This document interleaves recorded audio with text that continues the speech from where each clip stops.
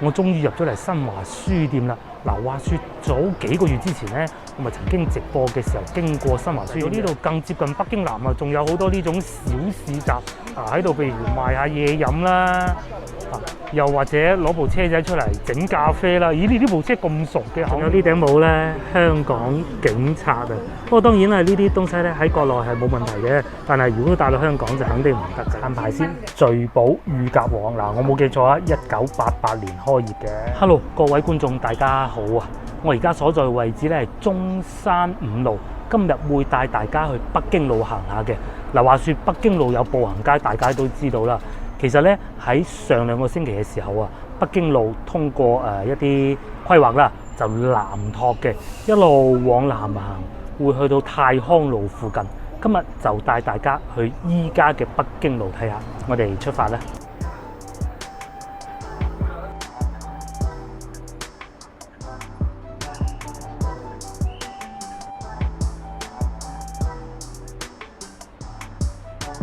嗱，咁話說咧，今日係5一國慶假期第一日啊，4月30號第一日假期。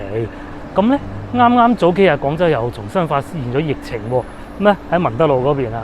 咁但係即便如此啊嚇，我如果冇睇新聞嘅話，我並唔覺得廣州而家係有疫情嘅咯。咁當然啦，你可能會話啊，如果冇疫情呢度更加多人啦。咁呢個係一個假設嚟嘅。但係我見到前邊咧，接近惠福路口嗰度啊，好熱鬧啊！點解啫？嗰邊多嘢食啊嘛。不過今日我哋唔過去惠福路啦，惠福路大把機會去啦，係咪？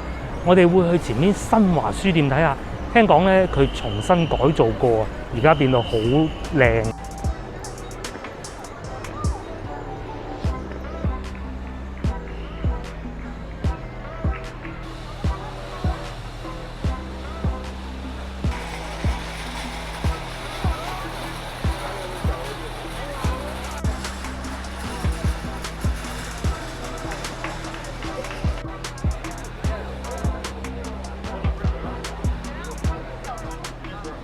唔知大家仲記唔記得以前咧，文一喺邊個位置啊？應該就喺面前周大福呢個位置啦。依家已經變成賣金嘅啦。咁我記得以前仲有個山多軒嘅，但係真係已經唔記得咗喺邊啦嚇。咁如果咧你問我啊，哇前邊有人暈咗喎，哇警察叔叔已經上去幫緊佢啦。不過似乎好似冇乜大礙啊嚇。你睇下，其實廣州市民咧都好熱心㗎嚇，保安哥哥、警察叔叔第一時間已經上咗去啦，係咪？真係啱啱遇到嘅啫喎，可能太疲勞吧。你睇剛好有一個防疫人員經過喎，咁啊唔知要唔要帶佢去睇醫生咧？我覺得係應該要嘅。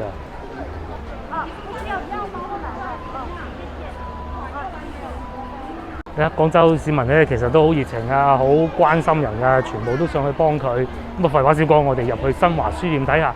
如果你問我咧，北京路第一個地標，北京路過嚟購物第一個地標係咩啊？我覺得係新華書。我終於入咗嚟新華書店啦！嗱，話說早幾個月之前咧，我咪曾經直播嘅時候經過新華書店嘅，當時我仲喺門口查下，我話唔係話新華書院執笠冇道理嘅喎嚇，講笑咩？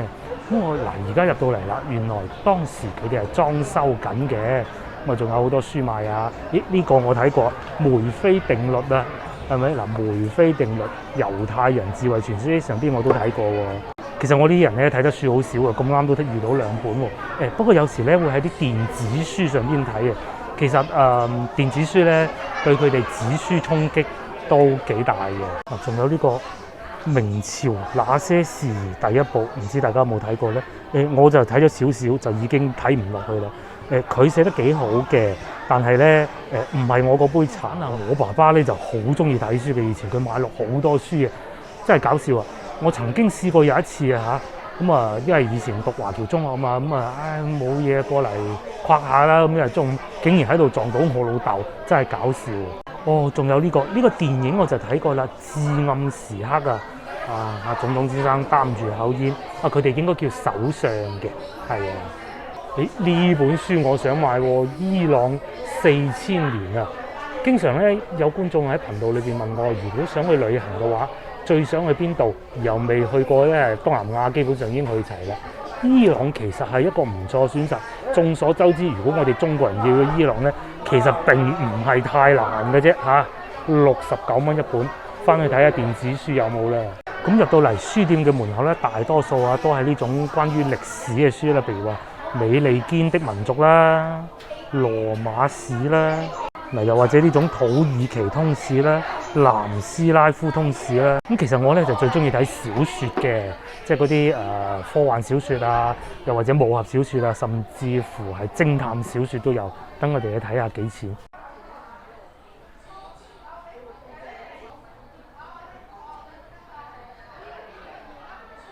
小説就暫時揾唔到啦，竟然發現呢啲叫做應該叫做咩？啲叫毒奶書啊，華為傳嗱，又或者呢種高績效團隊應該這樣，但係呢啲咧睇咗一半咧都未知道點樣帶團隊嘅。即係以前我做會計主管嘅時候咧，其實買過啲書嚟睇嘅，裏邊睇咗半咧都未睇得明係講咩咯，講嚟講去都係同一番説話。咁書店呢度咧仲有呢一種賣學習機嘅地方，我記得以前都有嘅。而家係賣緊科大訊飛啊！其實呢個科大訊飛都幾勁嘅，可能國外嘅觀眾未接觸過啦。因為我啲節目咧全部都係靠佢嘅啫，幾好嘅，幾好嘅。好啦，書店唔睇啦，知道佢而家變成咁嘅樣就得㗎啦，如果唔係就會太囉嗦。我哋出翻去北京路，往左轉，往南邊行過去。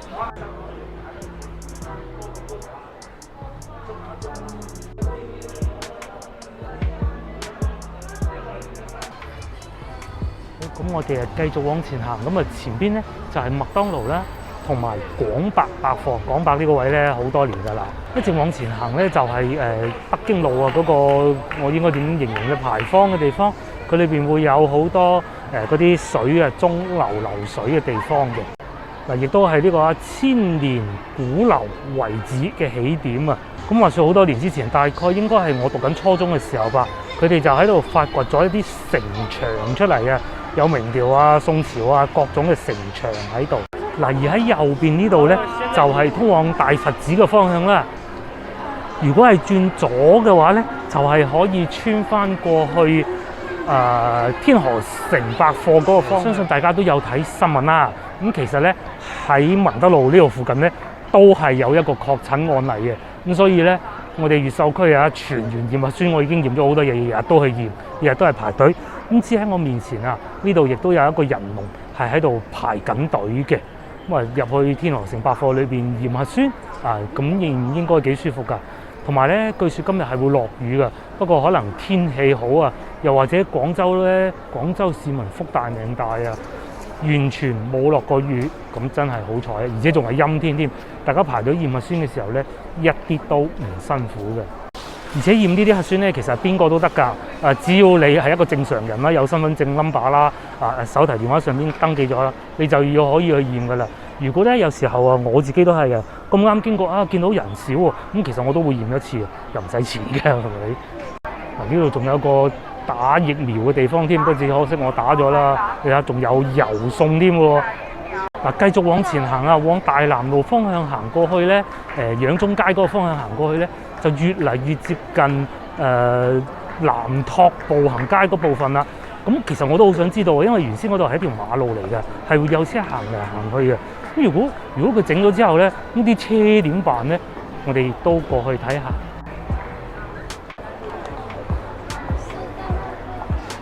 同埋右邊呢班人，唔知大家知唔知佢哋做咩？佢哋喺度刮緊彩票10蚊20蚊刮一次嗰種咧，係就喺呢度刮彩票你睇個姐姐猛咁搣飛，幾過癮！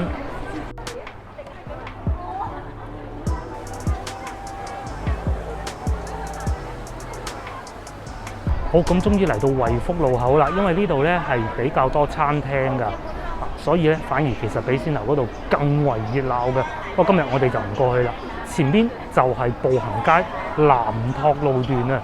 咁我嚟到呢度就睄到咧，我估到佢係點做啦。車係繼續可以行嘅，但係就 set 一個人行嘅紅綠燈，更闊嘅人行紅綠燈。咁車唔過嘅時候，咪人過咯，係咪？嗱，咁喺呢個方向過去咧，就係文德路文明路啦。喺永漢電影院門前已經 set 咗幾張凳喺度，俾人喺度食嘢㗎啦。咁而且咧，似乎唔係餐廳做嘅喎，係佢哋步行街擺喺呢度嘅。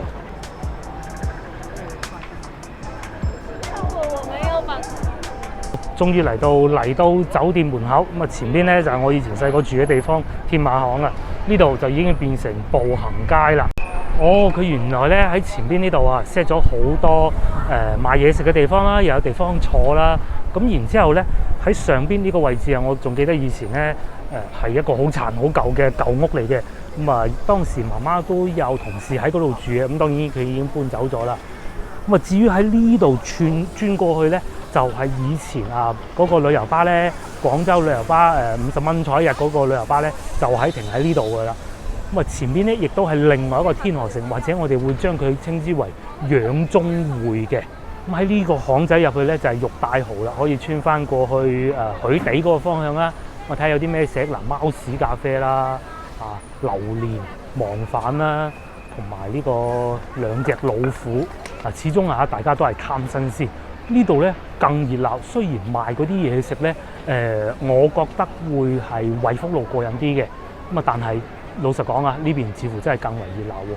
咁喺呢度咧穿過去就係高第街啦。咁上邊嗰幾間爛屋，近西環街嗰幾間爛屋咧，依家都仲係咁樣樣嘅喎。點解佢哋仲未整好嘅咧？其實全部居民咧已經搬走晒㗎啦。大家睇下上邊幾間。咁喺前邊往右轉咧就係西環街啊、東環街啊嗰啲咯。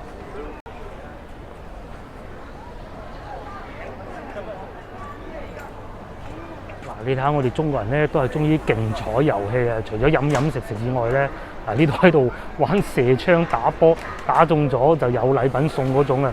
啱先最多人又係嗰個買彩票嘅地方咯。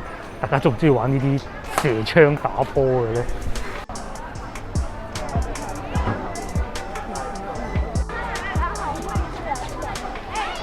？Hello， 咁巧嘅，點解遇到你哋嘅？好，嚟到呢度更接近北京南啊，仲有好多呢種小市集喺度，譬如賣下嘢飲啦，又或者攞部車仔出嚟整咖啡啦。咦，你呢部車咁熟嘅口面嘅咧？靚仔仲可以好專注咁整緊咖啡，原來呢部車係可以咁用嘅。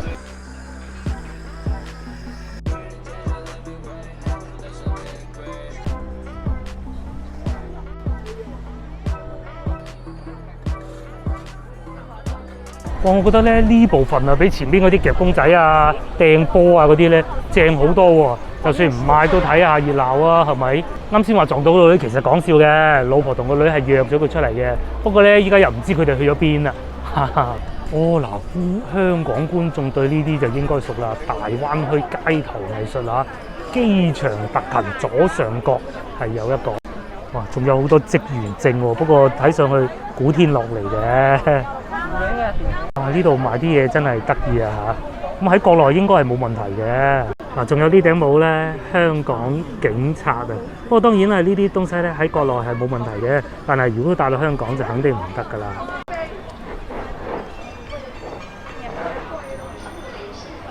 咁步行街就行完啦，我哋翻去北京路一個老字號餐廳食嘢。嗱，如果講到食乳鴿咧，廣州人會提起邊間啊？聚寶咯，冇啦，係啊，其他嗰啲咧都係不提也罷嘅啫。咁今晚我哋就去魚山市嘅聚寶食乳鴿。啱啱我睇過啦，係有開門嘅。嗱，聚寶乳鴿咧就喺魚山市嗰度嘅啫。我記得以前啊，佢嘅門口係會對住西湖路呢邊嘅。咁啊，後來咧可能真係生意爭啲啦，咁啊換咗過去近魚山市嗰邊嘅。但係咧，你講到聚寶乳鴿呢4個字咧，喺我哋越秀區人裏邊啦從來都係唔會忘記嘅。嗱，話說係咁嘅，其實以前咧生活不是那麼的好啦，到80年代我哋嘅生活先好起來。咁80年代之前其實就冇咁多好嘢食嘅慢慢國家發展啦，咁人民亦都富足咗咯噃，就多咗好嘢食啦。咁咧就會嚟聚寶乳鴿食乳鴿。如果我冇記錯咧，佢哋嘅餐廳係由1988年開始成立嘅。咁以前佢哋個鋪頭個位咧就喺呢個讚記聯創呢度嘅。好嗱，就喺呢度前面咧就魚山市啦。咁咧呢度開咗間陶陶居，不過今日我哋唔係講呢啲係講呢個聚寶乳鴿王啊。我哋今晚就帶個老婆同個女嚟呢度試下我細個食嘅乳鴿啊，睇下個價錢先啦，不如。你先魚皮有魚皮添喎，23蚊，乳鴿王39，乳鴿王39係佢啦。我哋講下餐牌先，聚寶乳鴿王嗱，我冇記錯啊，1988年開業嘅。咁啊，確實真係由細食到大㗎啦。咁最出名咧就係佢嘅乳鴿，咁價錢咧39蚊一例，係一隻嘅。我仲記得咧以前啊，翻學嘅時候經過門口咧，我嗰陣係唔知㗎，真係唔識㗎。咁我聞到哇，好香好香嘅炸嘢嘅味喎。咁啊後尾咧先知道啊，原來係聚寶乳鴿。咁話説咧，以前啊，因為住得比較近啊，住大人路啊嘛，咁所以咧有時候如果親戚翻到嚟國內嘅喎，咁就會過嚟聚寶乳鴿食晚餐嘅。我仲記得90年代初啦，係經常過嚟嘅，同屋企人過嚟呢度食晚餐。咁當時咧當然係要比依家熱鬧，因為當時咧你可以食得到乳鴿地方並唔係太多，食得到靚乳鴿嘅咧就一定係嚟聚寶嘅。咁然之後咧，佢哋而家仲有好多新產品啊嚇，譬如話玫瑰雞啦、爽魚皮啦、脆皮燒鴨啦，仲有嗱呢個燒味三拼睇上去都唔錯喎，樣樣都有啲，又或者雙拼都係50零60蚊一例嘅啫。咁除此之外啊，當然仲有好多啦，口水雞啊、拍青瓜啊、椒鹽魷魚絲啊，各種都有嘅，仲有大盤酸菜魚添。嗱，除咗乳鴿之外，我最記得呢個果汁豬扒啦。我以前細個咧係胃口唔係太好嘅，我非常記得呢個果汁豬扒咧。我嚟食飯，佢哋就一定會點一個果汁豬扒俾我食，俾我送飯嘅。我第一次食果汁豬扒就喺呢一個。咁我哋嘅嘢食就到咗啦。首先咧，呢個係前菜啊，撈魚皮。個撈魚皮嘅價格咧係23蚊一份嘅咋，唔算太貴嘅。咁啊，再嚟仲有兩隻乳鴿。咁你話同嗰啲標榜啊，一位淨係俾食一隻乳鴿嗰啲咁，啊價錢係貴啲，但係情懷咧已經係好值錢㗎啦嚇。咁啊呢個咧仲係啱啱新鮮整起，哇熱辣辣！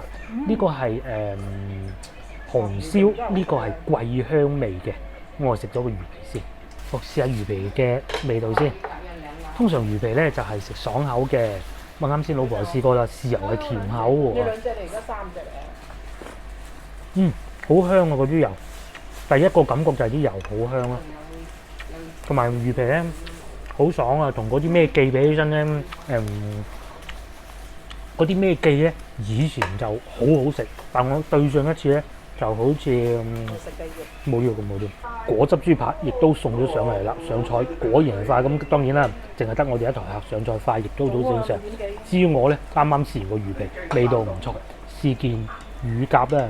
呢個係下殺部分嚟嘅，哇！大家睇下嗰個表皮，又唔算話好油嗰種嘅，嗰啲皮咧睇上去係好脆嘅，掂落去薄薄脆嘅。大家食乳鴿咧，中意食翼嗰部分啦，定係下拆嘅咧？我咧就中意食下拆多啲，因為翼咧冇乜肉嘅啫。大家睇下幾容易搣得開，哎呀啲汁滴晒。嗰個乳鴿咧一搣開咧，啲皮就喺度流汁。嗰啲皮咧，佢係唔係成塊裂開嘅，係龜裂咁樣裂開嘅。啱先我哋喺樓下睇見咧，佢哋嘅乳鴿啊係掛喺度啊，極有理由相信咧，因為掛得夠乾身啊，咁啊所以喺客人柯打嘅時候咧落單咧，咁佢先再翻炸，所以就做到呢種效果啦。即係講咗咁耐都未食添。你都要擺食，真係要擺食。滷水仲各有各，兩隻都好食。嗱，我對上一次咧食到覺得最好味嘅咧，咁就梗喺中山食期食到嗰個乳鴿啦，嗰個真係絕。廣州冇嘅，呢個咧好接近嗰個味道啦已經。你試下個滷水，非常接近。咁當然啦，每間做乳鴿調味都唔同嘅。食咗一隻乳鴿腳啊，真係唔同啊！嗱，如果喺廣州咧，你話有邊間比較好啊？咁梗係蘭桂坊啦、僑美啦。即係去僑美咧，唔食乳鴿咧就即係你去麥當勞唔食漢堡包咁樣，係啊。佢呢度嘅乳鴿同僑美同蘭桂坊嘅比起身咧，佢會冇咁多汁嘅。但係咧，雖然隻鴿身夠大啊，但係咧絕對唔會老，嗰啲骨咧一搣就開啊！大家仲記唔記得我哋上一次去中山食嗰個咧，好食就還好食啦，佢調味就好，但係個鴿咧嘅質量咧就冇呢度好啦。嗰度嘅鴿咧，佢係會老啲嘅。嗱，呢度夠大隻，但係唔老啊！嗰啲乳鴿一掹就開嘅，非常好食，已經俾我食咗一嚿啦。唔知呢嚿會唔會係我㗎？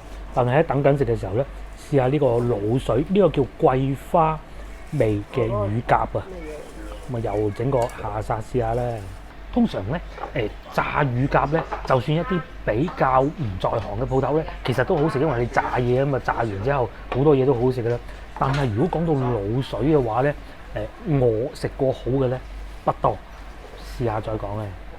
啱先輕輕試過咯，哇！佢哋呢個調味咧絕啊！我未試過食滷水乳鴿咧係咁嘅味嘅，佢有少少似嗰啲叫豉油雞嘅玫瑰露酒調味啊。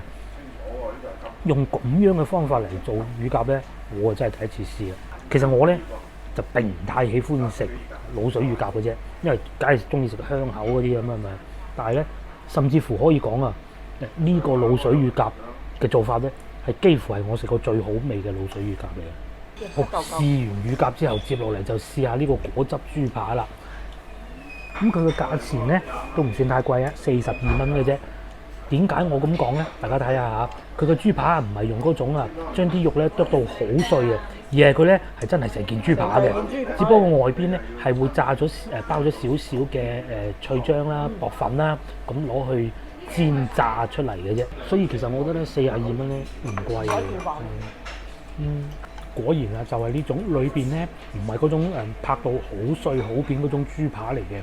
外邊亦都唔係好脆，係好傳統做法嘅果汁豬扒。細個時候咧，我嚟呢度食咧就係呢種味啦。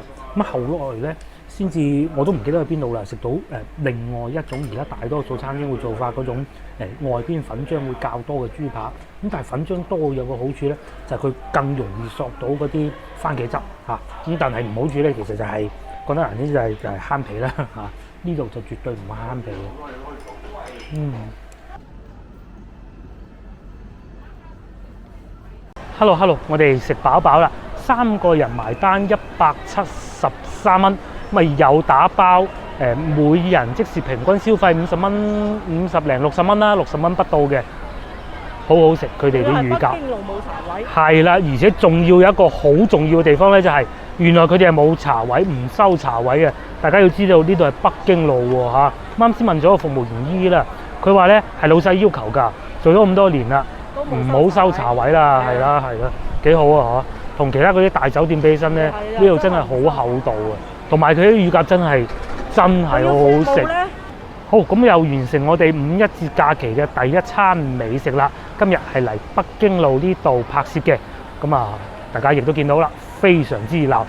到夜晚而家已經係差唔多6點半啦，一如以往咁熱鬧嘅。咁我就約定大家下集見啦，拜拜。